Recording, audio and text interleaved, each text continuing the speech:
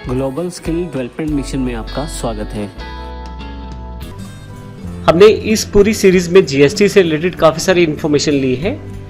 अब इस सेशन में हम बात करने वाले हैं एक इम्पॉर्टेंट एस्पेक्ट डिस्काउंट्स के बारे में।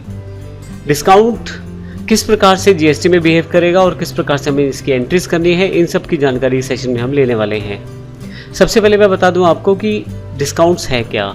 जब भी आप अपनी सेल को प्रमोट करना चाहते हैं या दी हुई पेमेंट्स को टाइमली वापस चाहते हैं, तो ऐसे केस में आप कस्टमर्स को अपने डिस्काउंट ऑफर कर सकते हैं।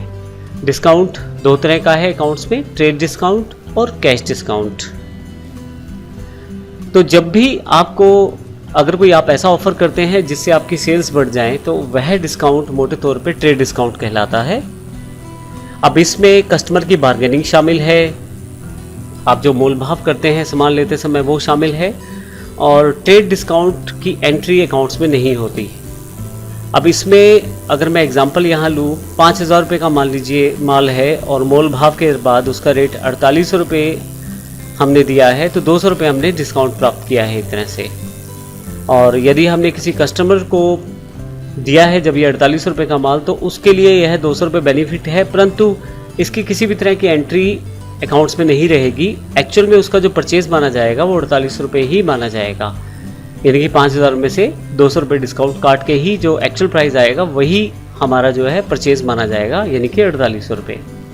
तो इस तरह की डिस्काउंट को ट्रेड डिस्काउंट कहते हैं और इसकी एंट्री अकाउंट्स में नहीं होती। दूसरे टाइप का डिस्काउंट जो है उसे कैश डिस्काउंट कहते हैं, जिसको नॉर्मल ट्रेडिंग भाषा में सीडी भी कहते हैं। जब आप अपने कस्टमर्स को उधार सामान देते हैं और आप ये चाहते हैं कि मुझे टाइम पे मेरी पेमेंट वापस आ जाए, तो ऐसे केस में आप सीडी ऑफर कर सकते हैं ताकि आपकी जो पेमेंट है जल्दी या जब आप चाहते हैं जिस हिसाब से वापस आ जाए।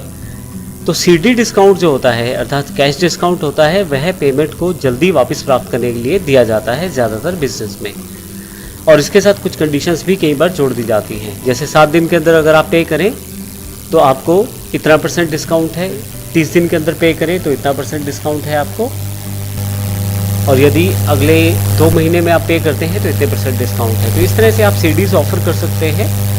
जैसे उदाहरण हमने यहाँ लिया है, 2% अगर मैं सीडी देता हूँ ऐसे डेटर को जो मुझे इस हफ्ते में पे बैक कर देता है, तो मान लीजिए किसी डेटर से मैंने 20,000 रुपये लेने हैं और 2% सीडी मैंने कैश डिस्काउंट दिया है और वह ये कह देता है कि मैं आपको पेमेंट कर देता हूँ उस हफ्ते में, तो ऐसे केस में 2% जो होगा 20,000 रुपये का सीडी अर्थात कैश डिस्काउंट मिलेगा उस पर्टिकुलर डेटर को। यानी कि मान लीजिए 20,000 रुपये लेने थे तो 2% 400 रुपये हुए, तो इस कारण से हमें मिले 19,600 रुपये और उस डेटर को मिल गया 400 रुपये का सीडी डिस्काउंट।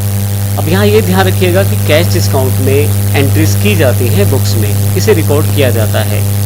तो अगर कैश डिस्काउंट की बात करें तो हमारे लिए वह एक तरह से खर्चा है, एक्सपेंसेस है, और इनडायरेक्ट एक्सपेंसेस के अंतर्गत हम इसकी एंट्री भी करते हैं। अब इन सब चीज़ों को हम आने वाले सेशंस में देखेंगे। अभी तक के लिए हमने जो इस सेशन में जानकारी ली है कि हमारे पास डिस्काउंट 2 तरह का है, trade discount, cash discount. Trade discount जो माल को बेचते समय दिया जाए और मुख्यतः ज़्यादातर इस पर मोल भाव करते समय जो रेट तय किया जाता है प्रिंटेड प्राइस के अलावा, उसे ही ट्रेड डिस्काउंट कहते हैं, उन दोनों के अंतर को।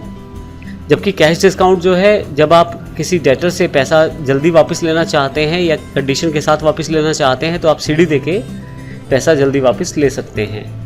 तो इस तरह के डिस्काउंट को कैश डिस्काउंट कहते हैं और इसकी एंट्री अकाउंट्स में की जाती है। आने वाले सेशन में हम देखेंगे ट्रेड डिस्काउंट और कैश डिस्काउंट में मुख्यतः और क्या क्या फ़र्क है और फिर इनकी एंट्रीज भी देखेंगे। धन्यवाद।